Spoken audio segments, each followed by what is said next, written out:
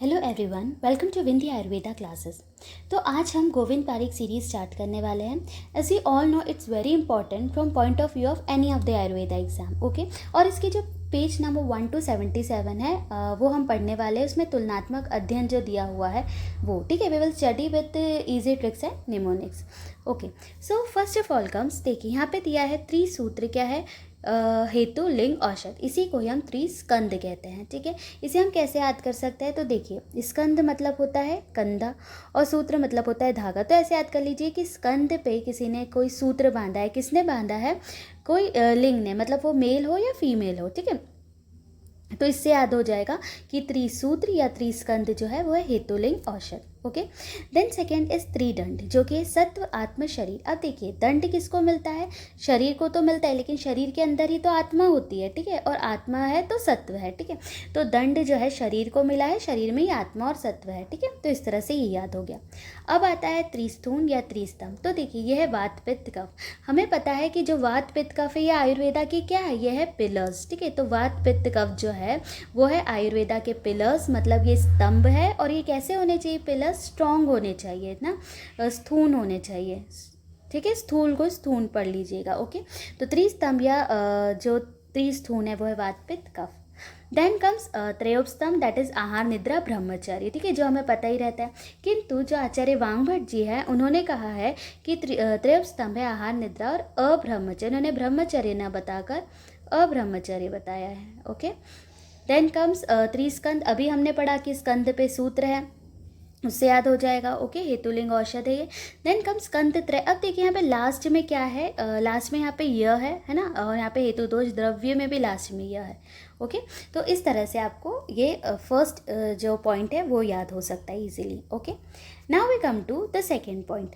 अब जो second point है उसमें दिया है धूमपान के भेद, ठीक है। आचार्य चरक जी के अकॉर्डिंग 3 है, आचार्य शिशु जी के अकॉर्डिंग 5, षाढ़ंगर जी के अकॉर्डिंग 6, ठीक है।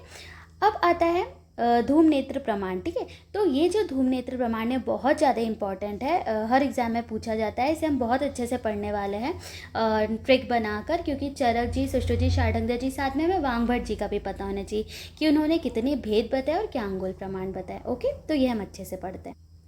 ओके, तो ये जो धूम नेत्र प्रमाण है वो हम पढ़ते हैं। इसे पढ़ने के लिए हम अच्छे से टेबल यहाँ बना लेते हैं। देखिए, आचार्य चरक जी के अकॉर्डिंग, सुश्रुत जी के अकॉर्डिंग, वामभट्ट जी एंड षाढ़ंगर जी। सबसे पहले तो भेद अभी हमने देखे कि आचार्य चरक जी ने 3 भेद बताया है, सुश्रुत जी ने 5 बताया है, वामभट्ट जी ने भी 3 भेद बताया, षाढ़ंगर जी के 6 है, ठीक है। कौन कौन सा है? तो देखिए, आचार्य चरक जी ने बताया प्रायोगिक, स्नेहिक, विरेचनिक। सुश्रुत जी का भी है प्रायोगिक, स्नेहिक और विरेचनिक, प्लस इसमें आ जाता है कासग्न एंड वामक, ठीक है। आचार्य वामभट्ट जी ने थोड़ा अलग बताया, इन्होंने बताया है मध्य, स्निग्ध एंड तीक्ष्ण, ठीक है। षाढ़ंगर जी के अनुसार 6, तो पहला हो जाएगा शमन, मृदु, तीक्ष्ण, देन कासग्न, वामक एंड व्रण धूपन।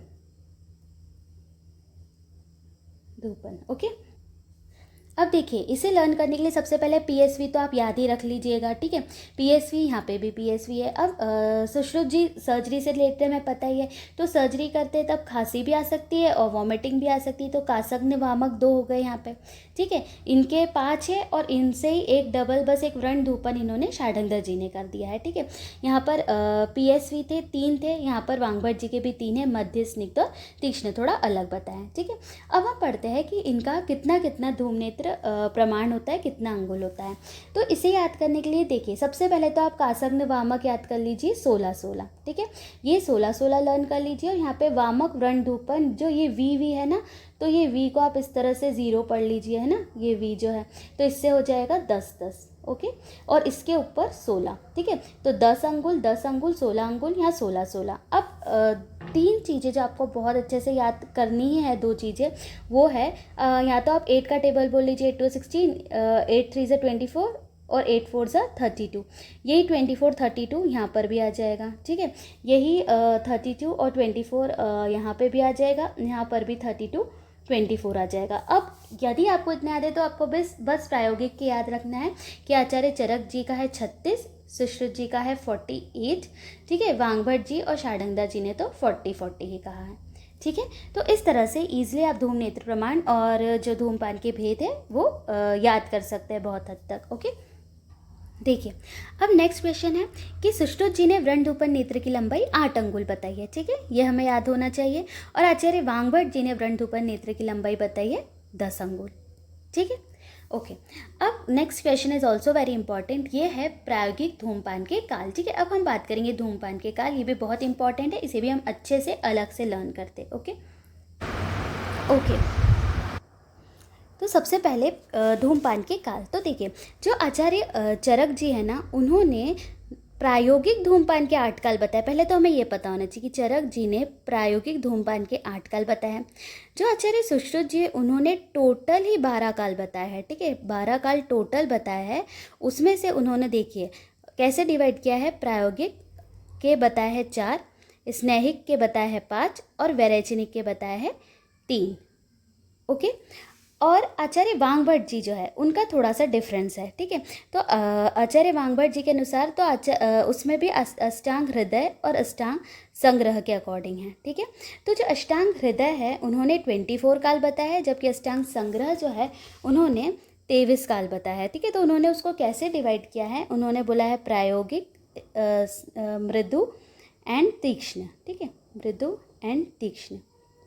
तो ये जो प्रायोगिक है ना उसके है उन्होंने बताया है 8 काल, ठीक है। मृदु जो है उसके बताया है उन्होंने 11 काल और जो तीक्ष्ण है उसके बताया उन्होंने 5 काल, ठीक है। तो इस तरह से आचार्य चरक जी, आचार्य सुश्रुत जी, अष्टांग हृदय, अष्टांग संग्रह ने धूमपान के कालों को बताया है, ठीक है। अब कब कब करना चाहिए ये हम देखते हैं, ओके ओके। अब हम देखते हैं कि ये जो प्रायोगिक धूमपान है 8 काल जो इसके आचार्य चरक जी ने बताया है, तो हमें कब कब लेना है, ठीक है। तो इसे हम पेयर्स में याद कर सकते हैं, बहुत ज़्यादा इंपॉर्टेंट है। तो इसको हम कैसे याद कर सकते हैं, देखो सबसे पहले हमने नींद से जागे निद्रा, और निद्रा से ही दातून याद कर लेना, ठीक है। तो निद्रा और निद्रा के बाद और दातून के बाद, ठीक है, पेयर्स में याद करते हैं हम। उसके बाद आ जाएगा भोजन और स्नान और भोजन, फिर हमने स्नान किया, स्नान और भोजन, इसमें भी देखिए राइमिंग हो रही है, स्नान भोजन, है ना, इस तरह से। देन आता है वमन और छींक, वमन छींक हमेशा साथ साथ होती है, वमन होगा तो छींक भी आएगी, तो वमन एंड छींक के बाद। And the last one is नस्य अंजन, ठीक है, नस्य एंड अंजन। तो इस तरह से आप पेयर्स में ये जो 8 काल है 2, 2, 4, 5, 6, 7, 8 ये याद कर सकते हैं। आचार्य चरक के अनुसार प्रायोगिक धूमपान के काल है, ठीक है। अब हम बात करते हैं आचार्य सुश्रुत जी के अनुसार, ठीक है। तो आचार्य सुश्रुत जी ने क्या बताया, देखिए प्रायोगिक धूमपान जो है वो दंत प्रक्षालन, स्नान, भोजन और शस्त्र कर्म उपरांत करना चाहिए, ठीक है। तो इसे हम कैसे याद कर सकते हैं, देखिए प्रायोगिक जो है वो प्रैक्टिकल से हम समझ लीजिए। आप सुश्रुत जी की बात करें तो किसका प्रैक्टिकल, सर्जरी का प्रैक्टिकल, ठीक है। तो सर्जरी का हम प्रैक्टिकल करने का मतलब शस्त्र कर्म करने का है। कैसे करें, पहले हमने जो हम नॉर्मली करते दंत प्रक्षालन, स्नान, भोजन करके हम क्या करें, सर्जरी का प्रैक्टिकल करने का। इसलिए प्रायोगिक धूमपान जो है वो 4 है आचार्य सुश्रुत जी के अनुसार ये, ठीक है।